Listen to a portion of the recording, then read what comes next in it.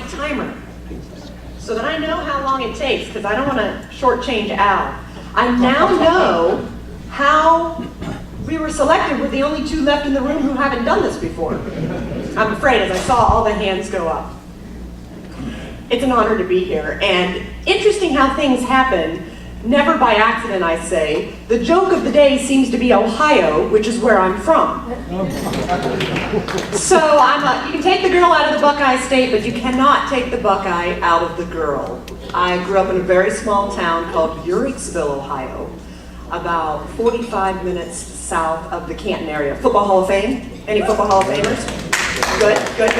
Yay. See, they always say nobody's left in Ohio, we all left. So, and they all live here in the South because your weather is so much better than the weather up north. And I've been here about a little over a year, and it's an honor to have the opportunity to be the general manager of WTBI PBS Charlotte, a proud viewer-supported service of Central Piedmont Community College.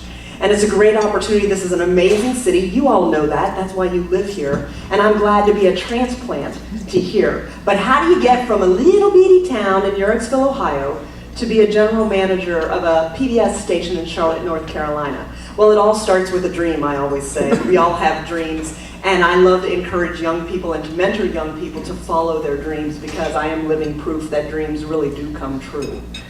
Uricksville, Ohio, population 3,800. I graduated my high school senior class with about 150 other students.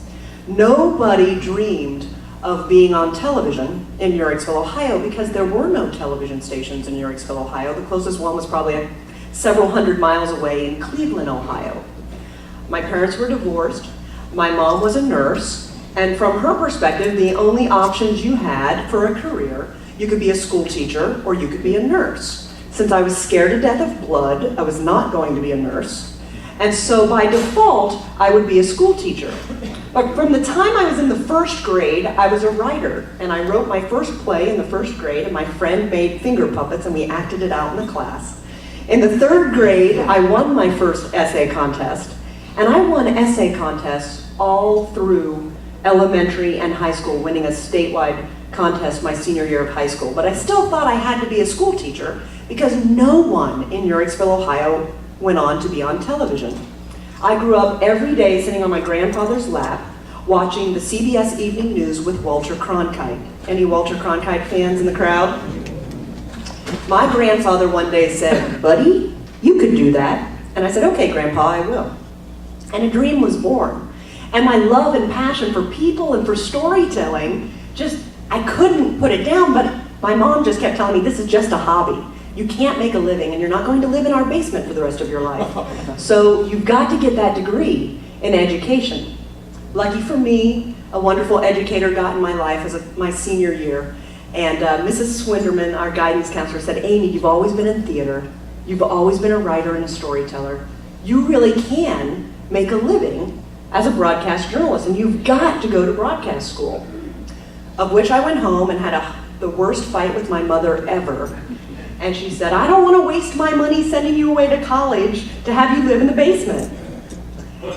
I took it as a challenge, and I said, "I will never come back and live in the basement." And I pretty much never came back. I went away to Bowling Green State University in Northwest Ohio and worked incredibly hard, had many struggles, learned how to be tenacious, which I think is something everyone in this room has probably had to do. Tenacity is our best friend some days, because failure is not an option. As long as, I always say, the only failure in life is not trying. We may not always hit the bullseye, but as long as we pull back and take that shot, we've tried and we can learn from our mistakes and we can succeed. So I'm a senior in college now, and this is where the rubber meets the road. I do not want to go back to Uricksville, Ohio and hear my mother say, "I told you so." So I prayed really hard. God, please help me find a job in television. I'll go anywhere. I'll do anything. It doesn't matter how small. There are 210 television markets across the country. Number 1 is New York City. That's the largest. Number 210 is Alpena, Michigan, which seems to be the other butt of the joke. I started out in market 198, Zanesville, Ohio. Be careful what you pray for. I should have been more specific. I should have prayed for something a little bigger. But truly, the experience that I had in Zanesville, Ohio, I learned how to do everything. To shoot, to write, to edit, to put together the newscasts. I was lucky enough to be the 6 and 11 o'clock anchor at an NBC affiliate in Ohio, albeit as small as it was. It was 198 then. It has now since dropped. Everyone's leaving Ohio, I mentioned. It's market 204. So it's gotten worse. Spent 2 years there and entered the Tar Heel State on my first tour of duty down east in Greenville, North Carolina. Woohoo! Go Pirates! So, where I was the noon anchor and medical reporter. Spent 3 years down east. I was silly and I was young and I thought I missed the north and I missed snow. So, I took that next opportunity in Bethlehem, Pennsylvania, working for a national syndicator of medical news. And I traveled the country for 4 years interviewing doctors and researchers and had the most amazing opportunity to learn and to grow. And working for a production company, you really had to have a fantastic product because they sold that product, and it was on a show that was nationally syndicated called Health Matters, which was actually on here in the Charlotte market. I was a reporter and an anchor for Health Matters. Loved traveling, had the incredible, remember I grew up in a tiny town in Yorksville, Ohio. The only place I had ever been on vacation was Orlando one time. We vacationed in Sandusky to go to Cedar Point. So here all of a sudden someone's paying me and flying me all over the country, and I had great opportunities to interview researchers in Chicago and Los Angeles and Honolulu, Hawaii, and everywhere in between. And so I learned and I grew, and I got yelled at by news directors, and I've been told I'm dumb, I'm stupid, I'll never make it. Silly them. They didn't know. They didn't know that Winston Churchill was one of my favorite men on earth, and his quote that I love and hold near and dear to my heart is never, ever, ever give up. Young people, when I have the opportunity to talk to them, and they say, how do I know what I should do with the rest of my life? And I always say, the best careers are those where your talent intersects your passion. For me, it was writing, storytelling, talking to people, and I moved around as a reporter and an anchor, as a syndicator of medical news, and then I got that great opportunity in 1999, answered a national ad to be the executive producer of a public television station. I was tired of covering hurricanes down east and hostage ordeals. It was amazing how Greenville had 3 hostage ordeals in 3 years. I had never seen anything like that before. And I worked my way up through the ranks. Quality and excellence was what life was all about. Our commitment here at WTVI PBS Charlotte is to the 4 E's. I adopted that a long time ago. We're about excellence, efficiency, effectiveness, and entrepreneurship. As we became excellent at that PBS station outside of Philadelphia, a little bit hour north of Philadelphia, I was honored to lead teams to 6 regional Emmy Awards.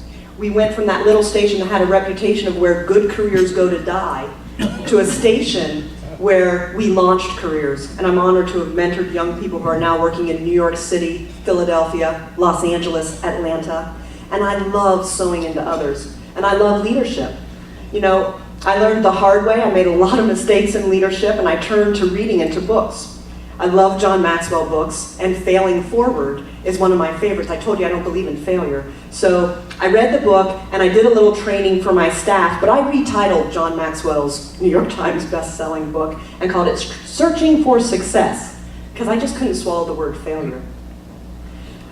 We were able to do some great things together. When we were committed to excellence at that PBS station outside Philadelphia, money followed. Service to success really did work, and that commitment to excellence allowed me to help the station to raise a lot of money. Once I raised a lot of money, I got a lot of opportunities to move my way up, and I wasn't just in charge of production. I was in charge of engineering, I was in charge of programming, they put me in charge of fundraising. And I had a dream and a goal to be the general manager of a television station. Now, I thought it would be that television station in Bethlehem, Pennsylvania. But I wasn't specific again in my prayer. I just wanted to be a general manager. That opportunity didn't happen there. Once again, I answered a national ad to be a general manager here at WTVI PBS Charlotte, a service of Central Piedmont Community College, and I'm so honored that they picked me. And I'm so honored to be able to be with each and every one of you because you know Charlotte's an amazing town and it deserves an amazing public television station.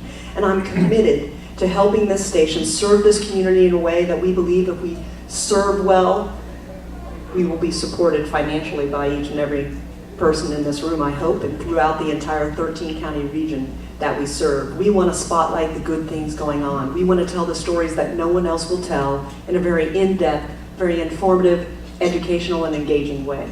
I'm grateful for your time. I'm grateful for the opportunity to just sort of share, but dreams really do come true. I'm living proof, and I'm grateful to be a part of this group as well.